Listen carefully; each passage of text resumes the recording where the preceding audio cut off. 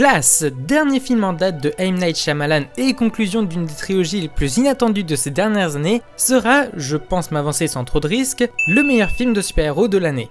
Oh, pas spécialement parce que le film est un film d'auteur comparé aux super productions calibrées des rosters DC et Marvel, car même dans ces cas-là, des auteurs arrivent à dégager quelque chose d'intéressant. Non, la véritable force qui fait de Glass un des films majeurs de ce genre, c'est d'avoir su comprendre les codes de narration des comics pour mieux en jouer au lieu de chercher bêtement à appliquer ces derniers, et ce encore mieux que dans Incassable, le premier film de cette trilogie shyamalanesque.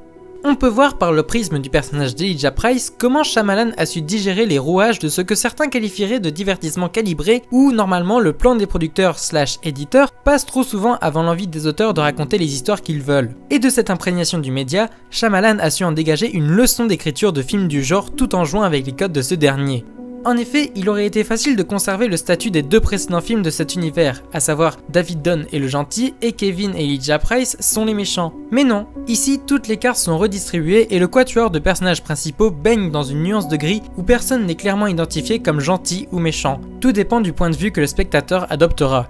D'autres films du genre comme V pour Vendetta ou Watchmen avaient déjà joué sur la frontière entre le bien et le mal, mais Glass en est la quintessence. Alors il est clair que si pour vous, le genre super-héroïque est un prétexte à se divertir devant 2 heures d'un mélange d'action, d'effets spéciaux et de surenchères saupoudrées d'une pointe d'humour, le film ne sera pas forcément pour vous. Surtout que contrairement à une saga comme le Marvel Cinematic Universe où chaque film peut s'apprécier pour ce qu'il est, Incassable, Split et Glass sont les pièces d'un puzzle qui forment un tout et qui fait sens avec une vue d'ensemble.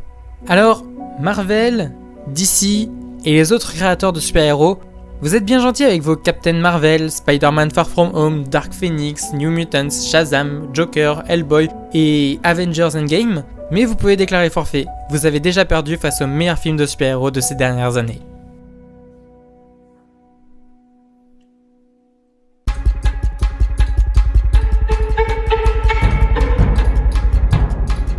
Continue.